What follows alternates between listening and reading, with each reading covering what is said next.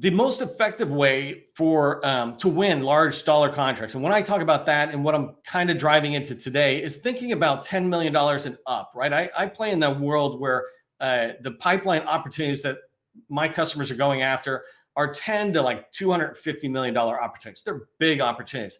And these are opportunities that you're not going to go and just get as a direct award or something and come out. You have to work at it. And so the most effective way to win those large contracts is to help customers acknowledge their dissatisfaction with their current situation and then for them to recognize a need for change. This is what the very best salespeople do. It's the best business developers, the best capture managers. It's what they do. They guide their customers along the journey, helping them think about what bothers them and then defining that ideal state that they'd like to be in, the ideal state that your product or your services can deliver, right? And so when you think about this and you wonder, how can you do that? At the very core of successful sales is being able to get the customers to talk about their pain points, their challenges, right? And their goals. It's not enough to just meet with a customer and have great meetings. You need to have the right discussions. And that's what I want to talk to you about. So if you struggle to find and build relationships, if you struggle to identify and shape opportunities in the federal market, then in this training, I'm going to teach you the right questions to ask federal buyers in order to move these relationships and these opportunities forward. Having the right discussions will help you start having more successful meetings, more successful opportunities in your pipeline. So do me a favor, in the chat, put right discussions in the chat if that's what you want. If you want to have more of these right discussions, put that in the chat because that's what we're going to be talking about today. If you don't know who I am, my name is Neil McDonald. I want to welcome you to the daily live federal sales training where I talk about tips for success in the federal market. I spent 20 years as an IT small business owner in the federal market. And since 2018, through the GovCon Chamber of Commerce, I've been teaching people like you that government contracting is not a secret. It's just a process. Before we get started, do me a favor. Part of the process is communicating with each other. In the chat, help buyers remember who you are. Help others remember who you are. Put your company name in there. Put your core competency in there. Use 2 or 3 words to describe what your company does and make it easy for us to remember who you are. I want to remember who you are so that if I hear somebody mention something that's along the lines of your core competency, I go, oh, I know Sally over here. Let me make the introduction.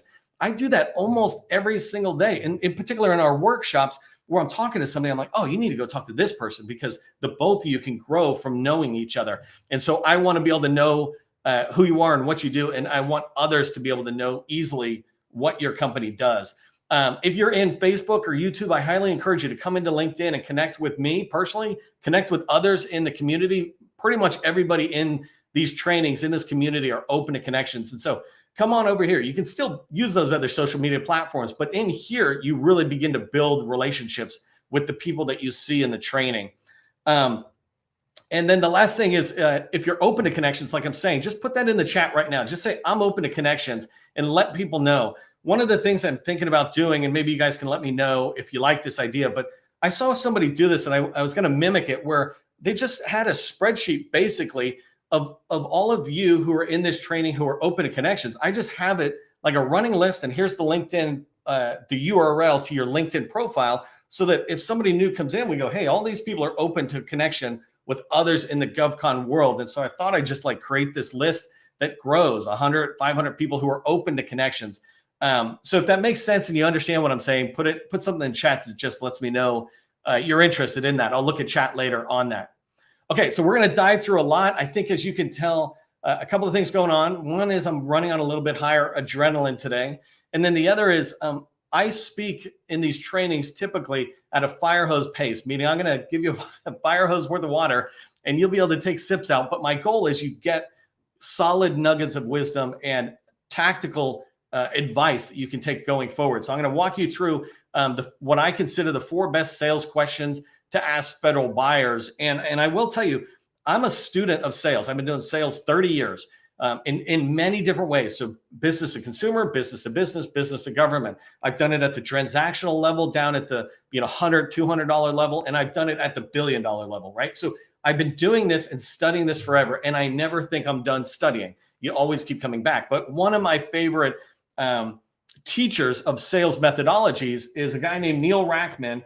and he has a book called Spin Selling, and I'm going to be talking about this one in a minute. Hopefully, I can't even see my screen. There you go. Good. Hopefully, that'll make sense to you in there. But when I talk about the 4 best sales questions, they come along from him, and I'll explain it more in a minute. But one of the things I want you to keep in mind is the customer decision-making process. I'm going to talk to you about questions you can ask, and it's important to know what questions to ask, how to ask them, but also when and where in the life cycle do you ask. And so I want to pause before I go into the questions and say, and talk to you about the customer decision-making process. And this is a general question, customer, right? So I'm thinking about any large ticket sales customer where you're looking at $1 million, $10 million, $100 million opportunity. They go through a similar type process that you might be very familiar with, because even at a smaller level for a house or a car or something like that, you might go through a similar process for decision making.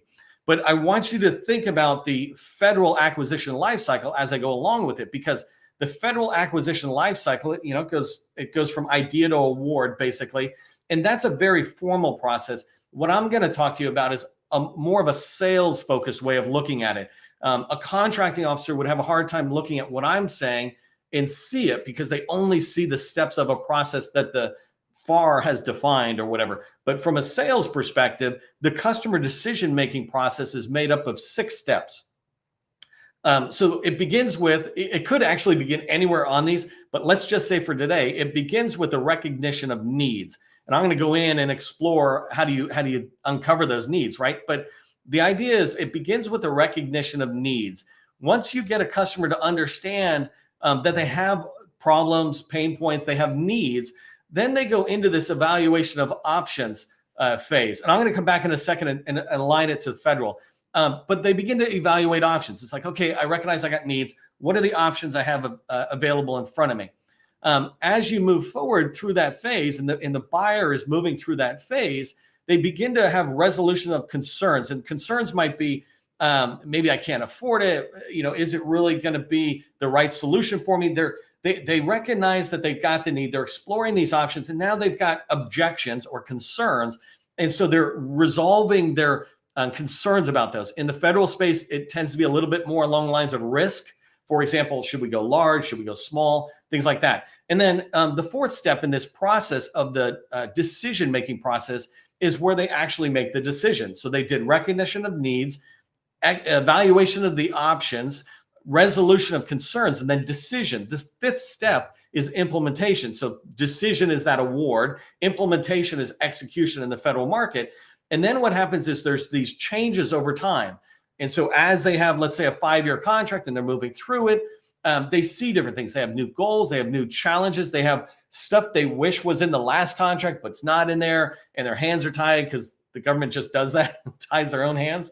But there's these changes over time, which is leading to step 1 again, recognition of needs. And in business development in particular, and capture for an opportunity, you want to be in there at that point of changes that are happening and getting them to recognize the needs. That's really one of the biggest worlds that we play in. That's the whole reason we're asking questions. And that's what I want to do today, is talk to you about the questions you would ask to explore the recognition of needs step of the process for decision making, and then also explore through those changes over time, explore those because they'll lead to a lot of need that you can uncover. So that's the decision-making process. One thing I want you to keep in mind, though, is I'm going to talk to you about questions.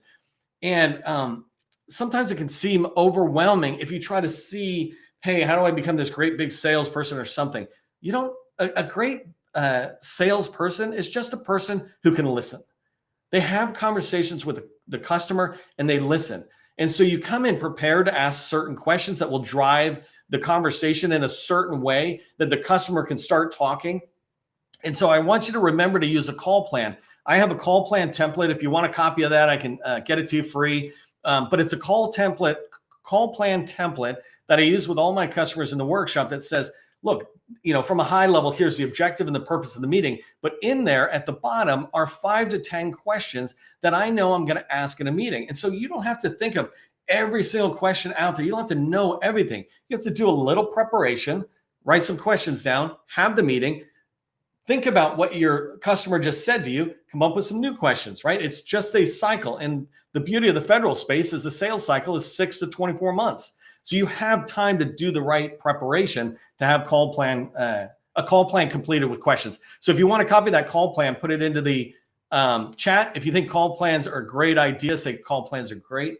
And I'm going to move into the 4 questions, try to dive through these pretty fast. I have a whole another set of training I have business development course, capture courses, but when I teach these I'm going to teach in the next 15 minutes what I have a couple of courses on that take an hour to dive into. So there's a lot more that goes into it. But the first question that you want to be thinking about asking when it relates to an opportunity or early business development are what we call situation questions. And remember, I talked about Neil Rackman's spin. So S is for situation questions.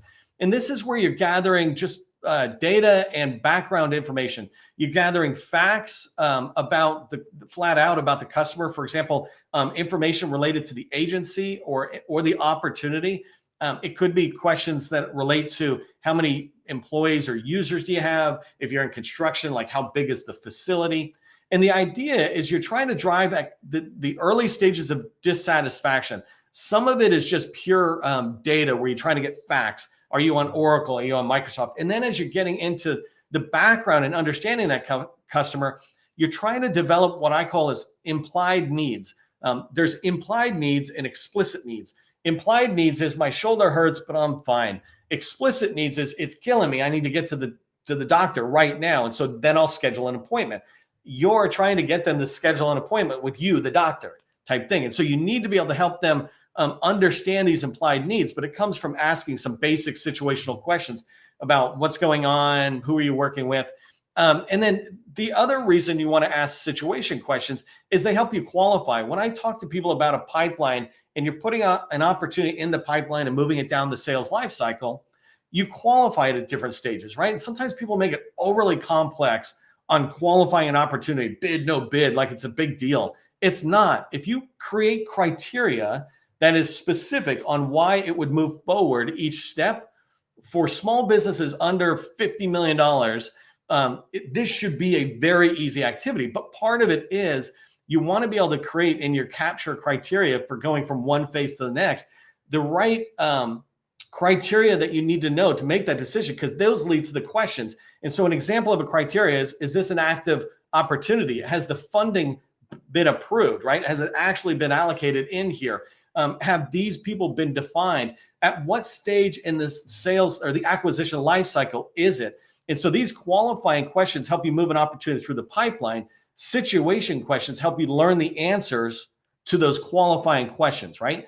And that's a really important part of that. So I don't want to dwell too long on the situational questions, but just remember they're about gathering data and facts. And so if you understand situation questions are about uncovering that information, the facts about their current state, not their problems, but their current state, do me a favor, put situation questions into the chat, that you're tracking that the first type of questions you ask are situation questions. I'm going to move on to problem questions, but before I do, I want you to understand there are 4 types: situation, problem, implication, and need payoff. And I'll talk about all 4 of them. But the idea of these 4 questions is not, they don't go sequentially, right? You don't ask these and then these and then these. You can bounce around. Like if you get a problem question, well, you might want to go back and explore some factual information that relate to that problem. And same thing as you go along, sales is about having the conversation and moving your like if you learn about a problem, explore that problem as thoroughly as you can, and then go, okay, let's come back. I wanted to ask you about a different area, if that makes sense. And so I'm just saying it's not linear. It's bouncing around where you and the customer take the dialogue. Okay, so I said the second set of questions is problems. Remember spin. So problem questions really uncover that pain point and challenges. They're digging into the problem. Remember, I told you my shoulder hurts. I'm trying to get them to recognize that the shoulder hurts, and it actually hurts pretty bad, right? And so customers don't buy if they don't think they have a problem. And so you need to get them to admit that problem. And by the way, this is really important in federal sales, right? It's not just with vacuum cleaner sales where I need you to admit that your carpet is dirty and you need something to clean it, right? In federal sales, even if they have an opportunity that's in the forecast or you see an RFI, have they fully thought out what their problems are? why are they getting cybersecurity services? Why are they needing the elevator to be replaced or serviced or something? Exploring the problems that are in there. The problems could be related to like elevator physical or the cost to run that elevator. And so the idea of problem questions is you're trying to dig into that. You want to be indirect is what I say when asking these type of questions, compared to being like a detective or a prosecutor where you're like, tell me where you were yesterday at 3 p.m. It's like, wow. You want to be curious. You're having a conversation with this other person. You're writing the questions down in a call plan as a way to remind yourself, but you're really just trying to be curious. And then the reason these questions are so vital is because the RFP, when it drops, the PWS, that kind of paper that comes out from the government, is only going to have so much information. But in business development and capture, we're really exploring those problems and the challenges they face and the things they wouldn't put down on paper or hadn't thought to put down on paper. But if you ask a question in the right way, if you let a conversation flow where you're listening twice as much as you're talking, then you'll get a lot of vital information that can be used in an RFI or an RFP response. Your proposal team will love you for it, being able to bring more insight about the customer. I want to give you a couple examples of problem questions really quick. Hold on one second. Situation questions, I think they're pretty straightforward, right? How big is your building? But problem questions, here's an example, and I'll go through a couple of different people. A small business specialist, you might ask him a question like, and let me just make sure I'm the right one. No, I'm not, sorry.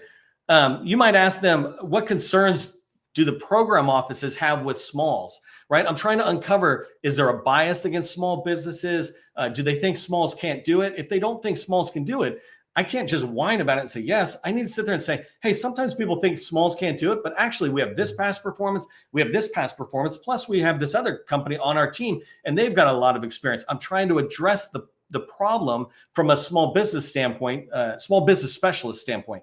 If I'm talking to a program office, I might talk to them about, what's your top concerns expressed by your users. So if I'm thinking about an IT department and I'm thinking about, let's say, SharePoint, it's one thing for them to run SharePoint in PEO Digital, but it's another thing for all the Navy users out there. What are the top concerns you're hearing? An example of a top concern I might expect to hear back is they feel like they can't get any of their own business tools built because we're so busy migrating the whole Navy over onto Flank Speed or whatever Navy's SharePoint is called, right? Well, if I hear that, I can begin to evolve the conversation to the point where I'm like, we can do rapid development. And maybe that's something we can help you with.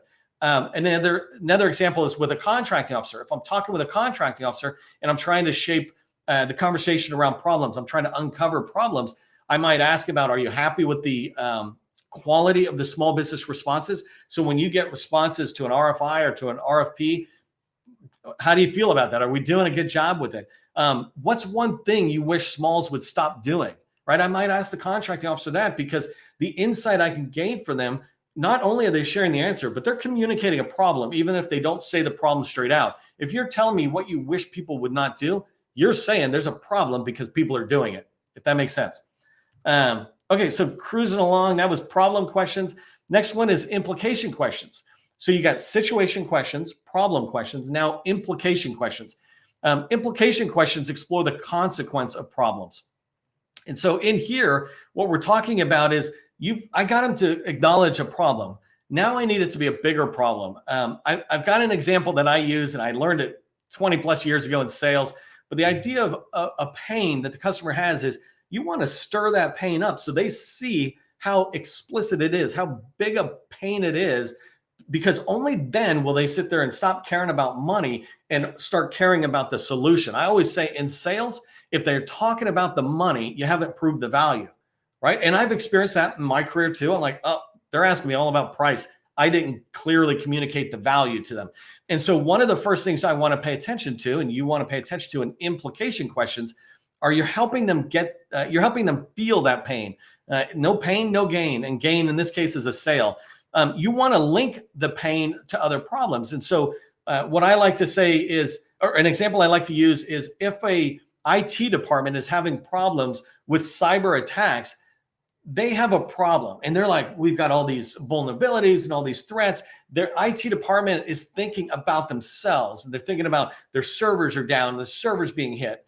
etc. What I want them to do is to expand that problem and go, now, those vulnerabilities that you have, or when we get hit by a malware or whatever, who else is impacted? If you're down, for example, yesterday, the day before, Microsoft was down, it impacted the world, right? It's not just Microsoft's IT team. It's not Azure and that cloud being down. It impacts them, but it impacted my company. It impacted my company and my customer because we couldn't meet on Teams or something. It impacted them because they were trying to prep for a meeting with a customer. They impacted the customer because they couldn't get a mission needed business application or something, right? You're trying to get the customer, the person you're talking to see the broader implication, consequence of the problems they define. And you don't need to do it as exaggerated as I just did, but you're having this conversation to get them to go, oh yeah, actually, if we can solve this problem, we're solving their problem too. And that's a really important thing to get done, because we're not able to accomplish the mission, but we're not able to get access to our servers or whatever. So you're trying to turn problems that you discovered in the problem phase of asking questions from implied, I got a pain, yeah, it's all right, to explicit, man, this thing hurts and I need it fixed now. Explicit basically means that they're explicitly stating and recognizing the problem, and they recognize they need to solve it or do something about it, right? So you're transforming it. If you understand what I'm talking about with implication questions and how they're about expanding the pain and really raising the perception that they need, go ahead and put implication questions into the chat. Implication questions in the chat. And I want to give you just a couple of quick examples of implication. So in no particular order, remember, I'm trying to shove this into a small amount, but how engaged, so this is for a small business specialist. How engaged is leadership in communicating with small business value? The reason I'm asking this is if I'm trying to get them to switch an opportunity from full and open to small, or the small set aside down to HubZone or something, I'm trying to get them to think about it, but I'm also trying to get them to think about it. Well, how would leadership think about what we're talking about? And a great example, in an hour, you'll see me post on LinkedIn. The Department of Defense just put out, past couple of days, the small business strategy for 2023. And it's Secretary Austin's commitment of the DoD to work more with small businesses. And so I'm trying to get them to think that not only if they can push this opportunity small, they'd also be addressing what his concern is, increasing the DIB of small business suppliers, so they have diversity of suppliers, and they don't worry about some of the problems they have there. If I think about the program office, I might say, and I've alluded to this before, but how do you handle backlogs without enough SMEs? And so an example is, if I know that they don't have enough subject matter experts, the government, for example, doesn't have enough cyber experts because cyber just keeps changing. There's so much in there. Well, how do you handle all that backlog? Well, we don't handle that backlog. Well, if you don't handle that backlog, well, who else is being impacted? Well, those programs can't get their ATOs, and so they can't be approved to operate, and they can only be approved temporarily for so long before they're shut down or whatever, right? You're trying to expand that concern all the way out through the implication questions. And last one, contracting officers, I might say something like, if small businesses address that main concern that you have, could it be set aside? I'm trying to get them to see this change of industry recognizing the biggest concerns the contracting officers might have by asking them questions like that. Okay, so let me go really quick on the last one. Is just, and I'm not going to dig too far into this last one at the moment, but the last one's called need payoff. You've done situation, problem, implication questions. The idea of need payoff questions is now you're exploring the value of solving the customer's problem. If we help you solve that, what would it do? You're not saying, hey, we can solve that. That's what you say in a proposal. But you're saying, well, if we can help you solve these cyber attacks and just get rid of them, so never are you threatened by cyber or something. If we can help you do that, what would happen? I want them to see the solution now, not the problem. First, I'm trying to get you to see the problem. But if I can help you solve that problem, could you play tennis again? Could you do jumping jacks and whatever else you do with the shoulder, right? I want them to begin to think about differentiators now through these need payoff questions as I'm tightening the solution thinking in their mind to what we do best. And so here I'm trying to describe the various strengths of my company. And as I do that, I do it through questions about, well, what if this could happen because we do this really well? And the idea is doing this is allowing me to start shaping that win theme for proposals, because I'm saying, hey, if we do this, we're hitting the hot buttons. So, the need payoff questions are really about exploring those the problems and showing them that you can solve it. We're getting them to start thinking about the solution. So anyways, I just wanted to kind of wrap up here and say, in this training, we talked about spin questions, situation questions that gather data and background facts, problem questions, they uncover pain and challenges, implication questions explore the consequences of the problem, and then need payoff questions explore the value of solving that problem. And so here's my tip for you. I always try to say, do something. Here's what I want you to do. Stop doing capability briefings. You're talking about yourself and not about them. The next time you go in with a customer, brief them on your company for 5 minutes, 10 at the most, only if you have a whole hour, 5 or 10 minutes at the most, and then spend the rest of the time having a discussion.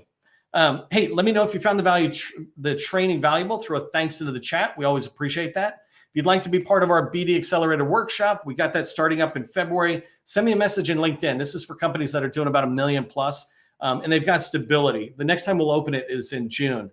Remember, government contracting, it is not a secret. It's just a process. Part of the process is having a great weekend. I hope you do. I'll see you next time.